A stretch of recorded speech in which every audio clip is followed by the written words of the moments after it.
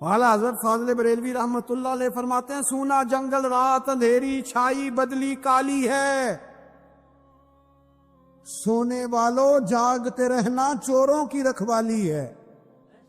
سونے والوں جاگتے رہنا چوروں کی، یہاں تو لوگ ہمارے عقائد کو تباہ کر رہے ہیں، صحابہ اور اہل بیت کے بارے میں، حضور کی نسبتوں کے بارے میں، اور ہمیں فکر نہیں ہے۔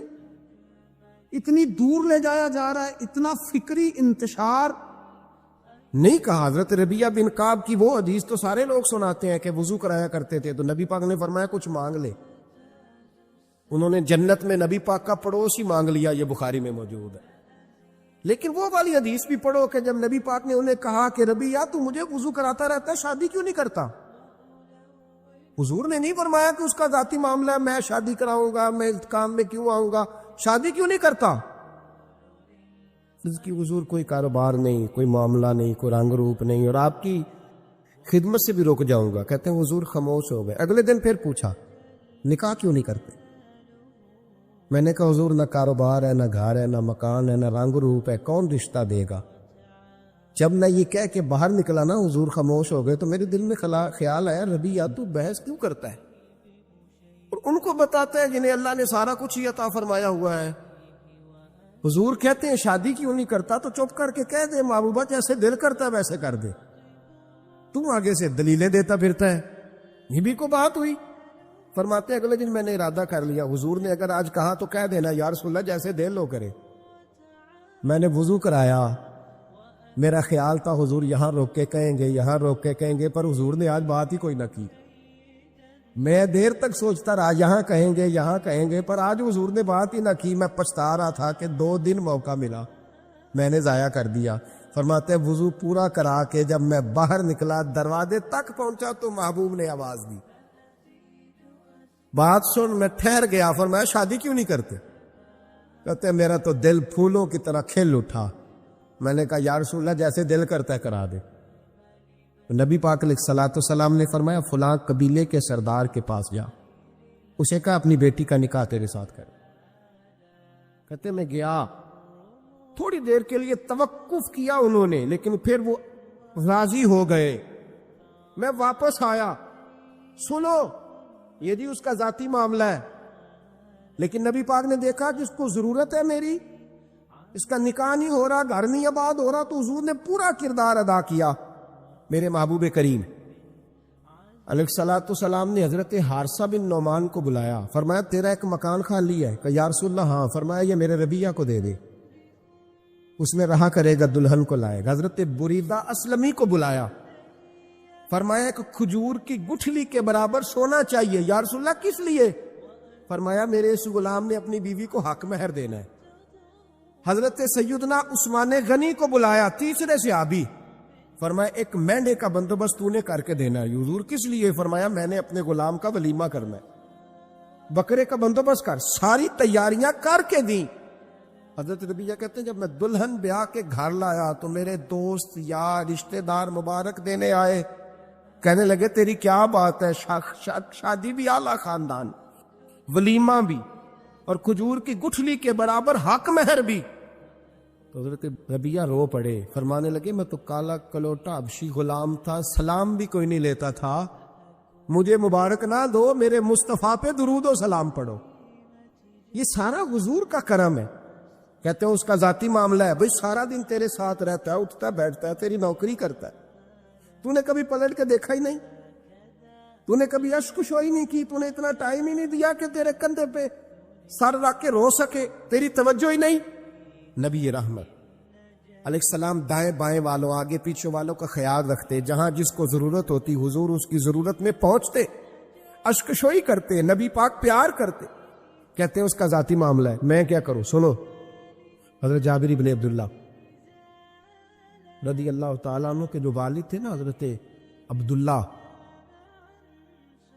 عبداللہ بن عمر رضی اللہ تعالیٰ عنہ، وہ اعلیٰ ترین احد کے شہید ہیں کہ نبی پاک فرماتے ہیں رب کریم نے خود ان سے گفتگو فرمائی ہے، خود ان سے گفتگو کی اللہ تبارک و تعالیٰ نے۔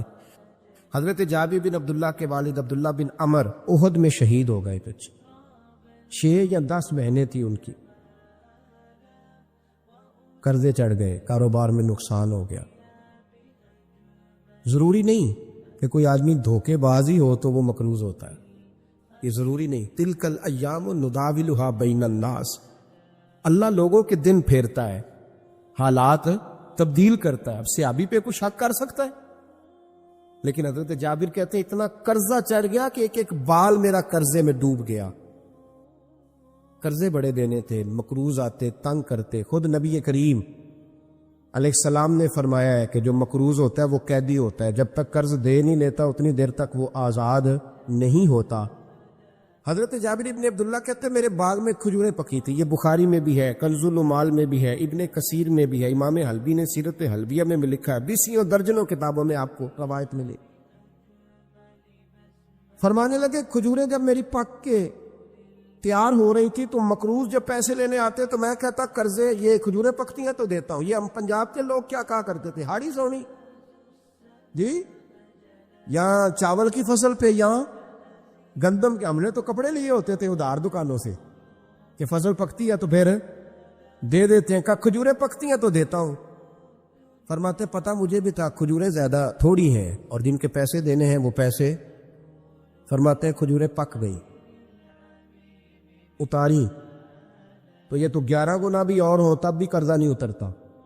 کہتے ہیں میں نے دوستوں سے، یاروں سے، رشتہ داروں سے، وہ جو کہتے ہیں نہیں کوئی حکم ہوا تو بتانا، پھر جس دن بندہ حکم بتاتا ہے اس دن کہتے ہیں آج سویرے ہی بچہ پیسے لے گیا، یہ تو 2 گھنٹے پہلے بتاتا تو تیرا کام، ہنس رہے ہیں آپ بیچ بیچ میں سے، 2 گھنٹے بس لیٹ ہیں آپ، بلکہ کئی تو پونے گھنٹے کا ٹائم دیتے ہیں، کہتے پونا گھنٹہ پہلے تو آ جاتا تو تیرا کام بس۔ اور جب بھی آپ فون کرو سے اگلی دفعہ کرے تو پھر شاید آدھے گھنٹے کا ٹائم دے دیں کہ آدھا گھنٹہ ہو گیا تو لیٹ ہو گیا، ورنہ کام بالکل تیار تھا۔ اور ہمارے زمانے میں تو دوستی قائم رکھنی ہے تو صرف اس سے رہ سکتی ہے جسے آپ کام نہ بتائیں، حالانکہ اس دوست کا کیا مطلب، دنیا تے جو کام نہ آیا اوکھے سوکھے ویلے، اس بے فیضے سنگی کولوں بہتر یار اکیلے، کیا مطلب ہے؟ کام بتایا تو رفو چکر ہو گیا، منع کیا ہوا اس بات؟ میرے رسول کائنات علیہ السلام کے صحابی کہتے ہیں سب سے کہا پر کسی نے نہ سنی، جب میں تھک گیا نا تو میں دروازہ رسول پہ چلا گیا، یا رسول اللہ، یا رسول اللہ، یا رسول اللہ، حضور قرضے زیادہ ہیں، کھجوریں کم ہیں، یہودیوں کے پیسے ہیں وہ مانتے نہیں، نبی پاک نے فرمایا ان سے کہو تھوڑے تھوڑے لے لے باقی پھر دے، حضور نہیں مانتے۔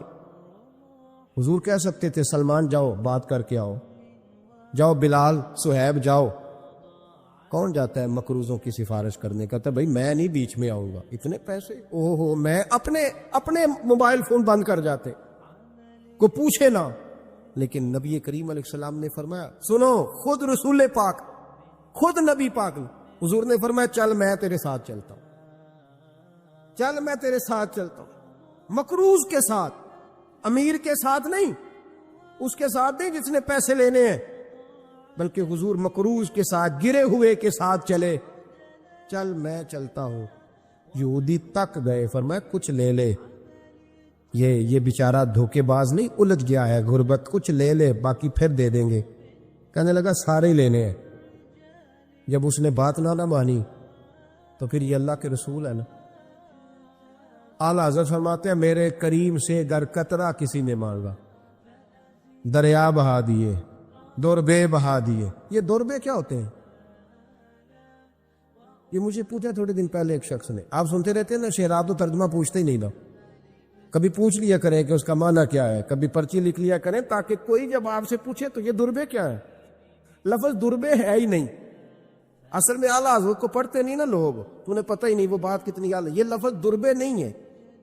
اعلیٰ حضرت کہتے ہیں میرے قریب سے گر قطرہ کسی نے مانگا، دریا بہا دیے ہیں، دور بے بہا دیے۔ دور علیحدہ ہے اور بے بہا، دور کہتے ہیں ہیرے کو، ایک معنی ہیرا ہے، دور بے بہا، بے بہا کی تو سمجھ آتی ہے نا، دور بے بہا دیے ہیں یعنی ہیرے بے بہا دیے ہیں اسے۔ اب سمجھ ہے یہ بات کی، دریا بہا دیے ہیں، دور بے بہا دیے ہیں، یہ معنی ہے شعر کا۔ تو جب وہ نانا مانا یہودی تو نبی کریم علیہ الصلوۃ والسلام فرمانے لگے نہیں تو پھر پورے لینے ہیں. کہنے لگا جی پورے لینے. حضور فرمانے لگے کل آ جانا سارے دے دیں گے, پورے پیسے تیرے ملیں گے, تو آ جانا. حضرت جابر ابن عبداللہ کو حضور نے فرمایا کھجوریں اتار کے نا تو اپنے باغ میں ڈھیر لگا اور میں آیا. حضرت عمر حدیث کے راوی ہے, فرماتے ہیں بس رسول پاک چل پڑے. حضور نے کندھے پہ رومال رکھا, حضور چل پڑے. کوئی چٹائی نہیں بچھائی, حضرت جابر کہتے ہیں, کوئی صوفہ نہیں رکھا, وہ پھولوں کے ہار نہیں. حضور آئے, 2-3 چکر میرے باغ کے لگائے اور کھجوروں کے ڈھیر کے پاس بیٹھ گئے. فرمایا بلا جس کے پیسے دینے, بلا, اب تنگی یہ داماں پہ نہ جا, اور بھی کچھ مانگ, بلا. فرماتے بندے کو بلایا. حضور نے فرمایا کتنے پیسے؟ حضور اتنے درہم دینار ہے. فرمایا کھجوریں تولتا جا اور دیتا جا. فرماتے میں دیتا گیا. میں نے کہا حضور اس کے پیسے پورے ہو گئے. حضور مسکرا کے فرمانے لگے چل 4-5 کلو کھجوریں اضافی دے دے, کوئی عرض نہیں. کہتے ہیں وہ بھی دے دی. حضور نے فرمایا بلا دوسرے کو. فرمایا اس کو بھی بلایا, تولتا گیا, دیتا گیا. حضور پورے ہو گئے. نبی کریم علیہ الصلوۃ والسلام نے فرمایا چل 4-5 کلو کھجوریں زیادہ دے دے. کہتے قرضے بھی دے دیے, 5-5 کلو کھجوریں بھی زیادہ دے دی. محبوب اٹھے, کچی زمین پہ بیٹھے تھے. حضور نے لباس مبارک کو جھاڑا, رومال کندھے پہ رکھا. فرمایا میں مسجد جا رہا ہوں, وہاں آ کے مجھے خبر دینا, وہاں آ کے مجھے بتلانا کہ جب میں آیا تھا تب کھجوریں زیادہ تھی کہ جب واپس گیا ہوں تب زیادہ ہے.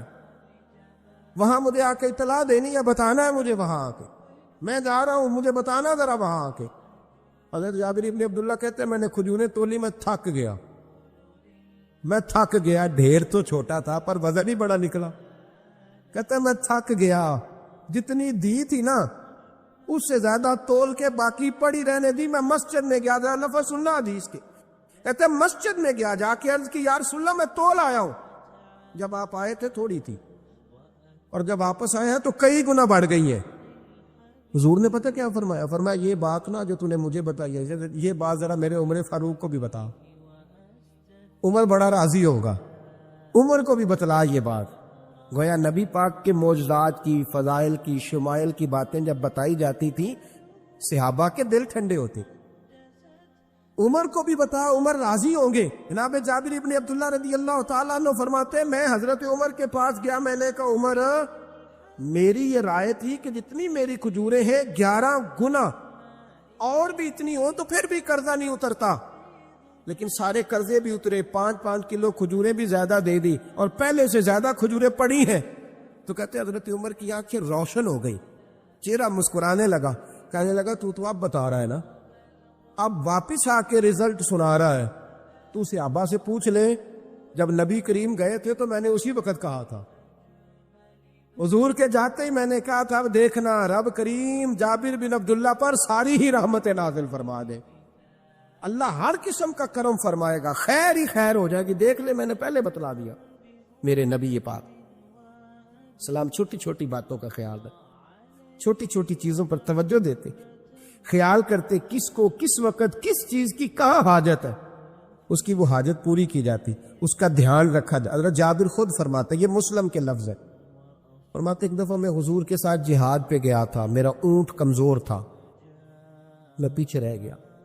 ہمارے یہاں شرط لگتی ہے نا, اللہ تعالیٰ خیر فرمائے, ایک بھائی گاڑی خریدتا ہے پھر دوسرا چاہے زیور بیچے اس نے بھی خریدنی ہوتی ہے, ورنہ گھر میں گھسنے کی اجازت نہیں ملتی. بہت سارے خرچے, یہ جو جوائنٹ فیملی سسٹم ہے نا, اکٹھے جو ہاں بھائی رہتے ہیں 3 4 5 6, اس کے بہت سارے خرچے ضد کی وجہ سے بڑھ جاتے ہیں. اس نے کیا ہے تو لہذا میں نے بھی, ہوتا ہے نا جی ایسے. تو پھر اس ضد میں کو پیچھے پلٹ کے نہیں دیکھتا کہ چلو جو پیچھے رہ گیا اس کا بھی ہاتھ پکڑے ساتھ آ جائے, توڑتے رہتے. اس میں بیچارے کئی تھک جاتے ہیں, کئیوں کے پیر دوڑ دوڑ کے سوج جاتے ہیں, بڑے مسئلے بنتے ہیں, لیکن پیچھے پلٹنے کو کوئی تیار ہے؟ اس دوڑنے میں تھکا کے رکھ دیا. مسلم میں ہے, جناب جابر ابن عبداللہ کہتے ہیں حضور کے ساتھ میں جہاد پہ گیا, واپس آ رہا تھا, میرا اونٹ کمزور تھا, بوڑھا تھا, بیمار تھا, سب لوگ آگے گزر گئے, میں پیچھے رہ گیا. کچھ میں پریشان رہتا تھا غربت سے, تو میں مایوس بھی تھا, ذرا پیچھے رہ گیا, پریشان تھا. فرماتے ہیں نبی پاک نے نا 2-3 دفعہ پلٹ پلٹ کے دیکھا, ادھر دیکھو، میں نے اپنی زندگی میں بڑے لوگ دیکھے ہیں، وہ امیروں میں چلے گئے، پیچھے پلٹ کے انہوں نے غریبوں کو کبھی نہیں دیکھا کہ وہ ایک دوست ہوتا تھا ہمارا جو ماڑا ہے، غریب ہے، پلٹ کے نہیں دیکھا۔ کہتے ہیں نبی کریم علیہ الصلاۃ والسلام نہ آگے گئے، سب سے آگے، حضور نے 2 4 5 دفعہ نہ پیچھے پلٹ کے دیکھا۔ جابر ابن عبداللہ کہتے ہیں جب میں نظر نہ آیا تو میرے محبوب کا انداز کریمانہ دیکھیں، حضور اعلانیہ فرمانے لگے، بھئی مجھے جابر نہیں نظر آ رہا۔ بے خبر ہو جو غلاموں سے، وہ آقا کیا ہے، وہ آقا کیا ہے۔ یہاں ہمارے استاد جب یہ حدیث پڑھا رہے تھے نا، یہ حدیث پڑھا رہے تھے تو اچانک رونے لگ گئے۔ میں نے کہا حضور کیا ہوا، رو کیوں پڑے؟ تو کہنے لگے یار سوچتا ہوں جو محبوب جہاد سے واپسی پر اپنے غلاموں کو نہیں بھولے، وہ میدان محشر میں کیسے بھول جائے گا؟ وہ وہاں بھی پوچھیں گے فلانا کدھر گیا، فلانا کدھر گیا، ایک ایک کا نام لیں گے، حضور نام لیں گے، ہماری موج بن جائے گی۔ نبی کریم نے پلٹ کر کے دیکھا، جابر نہیں نظر آ رہے، حضور ان کا اونٹ کمزور ہے، پیچھے رہ گئے۔ حضور نے یہ نہیں فرمایا کہ ذرا آہستہ کرو ساتھ، یہ نہیں فرمایا، بلکہ نبی پاک نے فرمایا تم چلو۔ قافلہ چلتا رہا، حضور نے گھوڑا پیچھے کی طرف موڑا، سب سے پیچھے آئے۔ جناب جابر کہتے پیچھے میرے پاس۔ اس حکمت کو آپ سمجھیں، حدیث کے لفظوں پر آپ غور کریں۔ ایک کہہ کے کہنا ذرا اس کو میرے پاس لاؤ، یہ بات اور ہے، ذرا آہستہ ہو جاؤ، وہ بھی ساتھ مل جائے۔ لیکن یہ معنی اور ہے کہ غریب جہاں بیٹھا ہے اس کے پاس خود چل کے جانا۔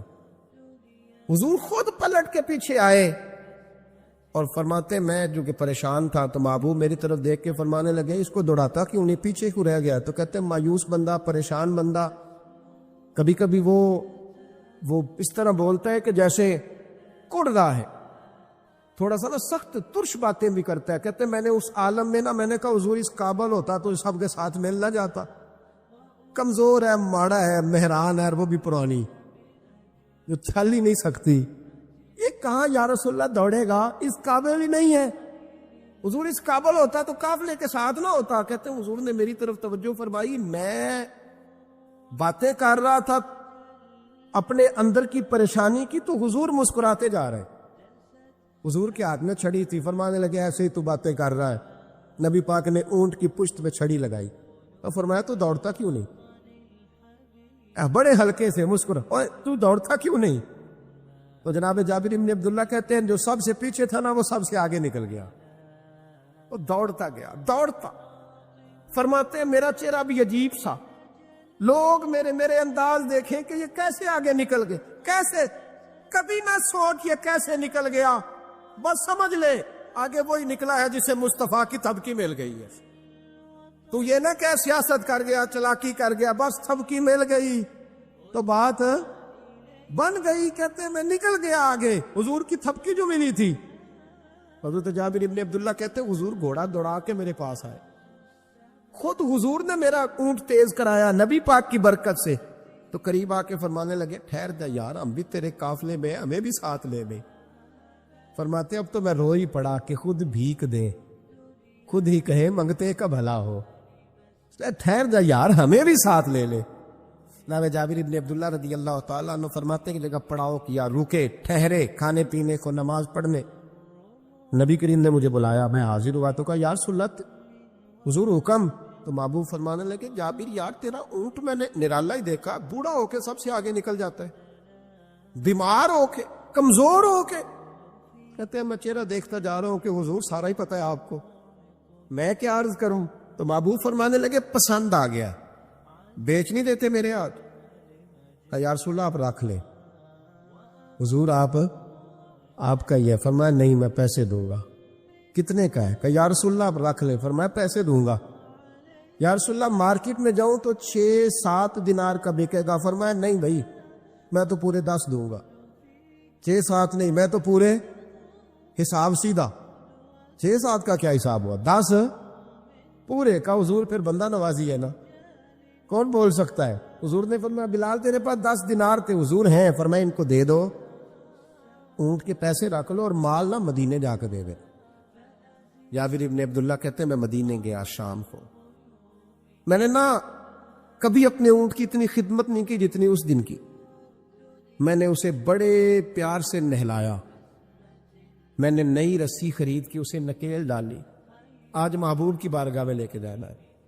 کہتے ہیں تیاری کر کے نا، تیاری پوری تیاری کر کے، تن تندور ہڈاں دا بالن تے اسی ہاواں نال تپایا، کپ کپ مکیاں پیڑے کیتے، عشق پلے تھل لایا، تن دا سالن تے من دی ہانڈی، اتو نون صبر دا پایا، غلام فریدا وے میں ساری تیری، تینوں اجے یقین نہیں آیا۔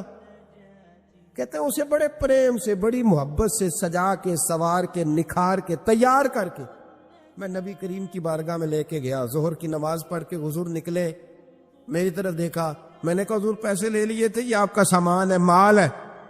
کہتے حضور نے نکیل تھامی، میں واپس پلٹا، بھی گلی کی نکر مڑا نہیں تھا، حضور نے آواز دی، جابر ذرا سن تو صحیح۔ کہتے میں واپس آیا ہوں تو حضور مجھ سے باتیں کرنے لگے، فرمانے لگے یہ میرا اونٹ ہے، اسے کمزور اور بوڑھا نہ سمجھنا، کبھی جانوروں میں دوڑا کے دیکھنا، سب سے آگے نکل جاتا۔ اور کریم محبوب فرمانے لگے 6-7 دینار کا نہ سمجھنا، میں نے پورے 10 دینار کا خریدا۔ اور پھر حضور پھر مسکرائے، فرمایا جابر تمہیں پتہ ہے تحفہ لینے دینے سے محبت بڑھتی ہے؟ حضور ہاں۔ فرمایا رکھ لو، میں تمہیں تحفے میں دینا چاہتا ہوں، رکھ لو، میں تحفے میں دینا چاہتا ہوں۔ جناب جابر ابن عبداللہ کہتے ہیں میں واپس لوٹ رہا تھا، رو رہا اور کہہ رہا تھا جیسا نبی اللہ نے مجھے دیا، جیسا رسول اللہ نے، سب سے اولا ہو اعلیٰ ہمارا علم۔ آنکھیں بند کر کے جھوٹ کی زندگی جی کے، اپنے ساتھ بددیانتی کر کے، دھوکہ دے کے، اپنے آپ کو دائیں بائیں، اپنے آپ کو کہیں مصروف رکھ کے کچھ وقت ضائع تو کر لیتے ہو، پر تمہیں پتہ تو ہے نا کہ عبادت اللہ کی کرنی، تمہیں اس کی خبر ہے۔ میرے رسول پاک علیہ وسلم نے فرمایا بندہ اللہ کے سب سے قریب اس وقت ہوتا ہے جب وہ سجدے کی حالت میں ہوتا ہے۔ کس کے قریب ہوتا ہے؟ اللہ کے سب سے قریب ہوتا ہے، وہ بڑا نیڑے ہے رب کے، بڑا قریب ہے، اس لیے کہ وہ حالت سجدہ میں، وہ جب سجدے کرتا ہے نا، اس کی بارگاہ میں جب جھک جاتا ہے۔ آپ ذرا سجدے کی کیفیت دیکھیں نا، زبان بھی یہاں ہے، آنکھ بھی یہاں ہے، کان بھی، عقل بھی ساری، اس نے سارا کچھ رکھ دیا سجدے۔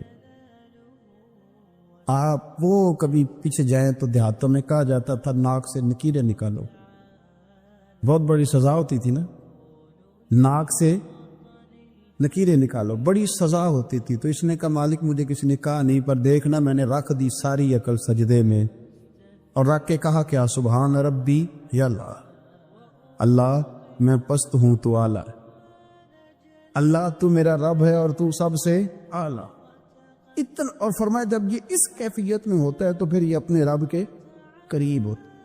میرے نبی کریم علیہ الصلوۃ والسلام نے مصلی سے دل لگانے کا درس دیا، حضور نے توجہ دلائی، صحابہ اس ذوق کے حامل لوگ تھے، وہ کوشش کرتے تھے۔ جناب صدیق اکبر رضی اللہ تعالیٰ عنہ کا عبادت کا مزاج ہمیشہ قائم رہا۔ حضرت عمر فاروق ساری رات اللہ کے حضور کھڑے رہے۔ حضرت عثمان غنی رضی اللہ تعالیٰ عنہ عشاء کی نماز پڑھ کے 2 رکعتوں کی نیت باندھتے تھے، 15 سپارے پہلی رکعت میں پڑھ دیتے اور 15 سپارے قرآن مجید کے دوسری رکعت میں پڑھ دیتے۔ آپ نے نا حضرت عمر فاروق کے وصال کے بعد ان کی ایک بیوہ سے نکاح کیا، حضرت عثمان غنی نے نکاح کیا۔ وہ خاتون آپ کے نکاح میں آئیں تو عرض کرنے لگی امیر المومنین میرے لیے اعزاز تو بہت ہے کہ میں امیر المومنین کی بیوہ تھی تو امیر المومنین کی منکوحہ ہو گئی ہوں، لیکن حضور نہ تو میں جوان ہوں کہ میرے اندر رغبت ہوتی اور نہ میں اب اس قابل ہوں کہ کوئی خدمت کر سکوں، میرے ساتھ نکاح کی وجہ کیا بنی؟ تو عثمان غنی رو پڑے، فرمانے لگے میں نے عمر فاروق کو مسجد میں اپنے رب سے ڈرتے ہوئے دیکھا، میں نے اسے روتے ہوئے دیکھا، عدل کرتے دیکھا، انصاف کرتے دیکھا، امت کی خیر خواہی کرتے دیکھا۔ تمہارے ساتھ نکاح اس لیے کیا ہے کہ تم مجھے یہ بتاؤ کہ عمر فاروق گھر کے اندر اپنے رب کو کیسے راضی کرتے، گھر کے اندر کیسے راضی کرتے تھے، وہ طریقے بتلاؤ، تم بتاتی جانا اور میں بھی اسی طرح گھر میں عبادت کروں۔ جس گھر میں اللہ کا ذکر ہوتا ہے وہ گھر زندوں کا ہے، اور جس گھر میں رب کریم کا ذکر نہیں ہوتا وہ گھر زندوں کا نہیں ہے۔ گھر نہ ہم نہ کتابوں میں پڑھتے ہیں کہ بزرگ کہتے ہیں، حضرت فضیل بن عیاض کہتے ہیں کہ میں ایک گلی سے گزر رہا تھا تو گھر کے اندر کسی قاری صاحب نے قرآن کی آیت پڑھ دی، ولی من خاف مقام ربہ جنتا۔ میں تو میرے کانوں سے ٹکرائی تو اللہ نے میری کایا ہی پلٹ دی، میں توبہ کر گیا۔ اب گھر کے اندر سے آواز آئے تو صحیح نہ تلاوت کی، پر اندر سے آواز آتی نہیں ہے، ڈیک بجنے کی آواز آتی ہے، یا ٹی وی چلنے کی آواز آتی ہے، یا دھوم مچانے کی آواز آتی۔ عبادت کا وہ جو خاص شوق تھا، وہ جو حسن تھا، وہ جو توانائی تھی، وہ جو بات۔ ایک جگہ پہ ہم بیٹھے تھے تو وہاں ایک صاحب آئے اور انہوں نے آتے ہی کہا کہ مہربانی کریں ذرا مجھے مصلی دے دیں، میرے نہ کچھ نفل رہ گئے۔ تو میں نے وضو کر لیا تو کوئی مصلی مل جائے، مصلی انہیں دے دیا گیا، وہ مصلی لے کے چلے گئے تو پیچھے ایک صاحب نے تبصرہ کیا کہ انہوں نے کتنا ریاکار بندہ ہے، لوگوں کو دکھا رہا ہے کہ میں نفل پڑھتا ہوں، ہے کو بات کرنے والی۔ میں نے اسے کہا، میں نے کہا تو مہربانی کرنا، اس طرح کی ریاکاری تو بھی کر، پکڑ مصلی اور جا تو بھی تھوڑی ریاکاری کر کے آ، اٹھ ذرا شکر کر، کوئی یہ ریاکار بھی ملا ہے، کوئی نفل پڑھ کے ریاکاری کر رہا ہے۔ اللہ کا میں کہتا ہوں کو پڑھے تو صحیح نہ، یا یہ کوئی دور ہے نفل پڑھنے کا؟ اس میں تو لوگوں کا مزاج ہی نہیں، طبیعت ہی نہیں۔ میں نے کہا چل مہربانی کر یہ دے مصلی اور تو بھی جا تھوڑی سی کاریا ریاکاری کرو تو صحیح نا، مزاج ہی نہیں، ذوق۔ جمعے کی نماز پڑھ کے یوں دنیا بھاگتی ہے، او ہو پتہ نہیں کون سی پیچھے آگ تھی جو بجھائی جائے گی، اور آج تک لوگ مسئلہ پوچھ رہے ہیں کہ جمعے کی بعد والی سنتیں کتنی ہوتی ہیں۔ میں نے کہا کتنے سال ہو گئے جمعہ پڑھتے، کتنے سال ہو گئے، ابھی تک سنتوں کا نہیں پتا، ابھی تک نہیں علم کے پہلے کتنی رکھتے ہیں اور بعد میں کتنی رکھتے ہیں۔ فجر کی سنتیں کب پڑھنی چاہیے؟ سنو فجر کی سنتوں کے بارے۔ میرے رسول کریم سید عالم صلی اللہ تعالی علیہ وسلم سے ایک صحابی نے پوچھا تھا، حضور میری فجر کی سنتیں رہ گئیں یا رہ جاتی ہیں تو حکم کیا ہے؟ کیا انداز ہے حضور کا؟ بخاری مسلم کے لفظ سنو، حضور سید عالم صلی اللہ علیہ وسلم فرمانے لگے، اس نے کیا پوچھا تھا؟ حضور جواب کیا دیتے؟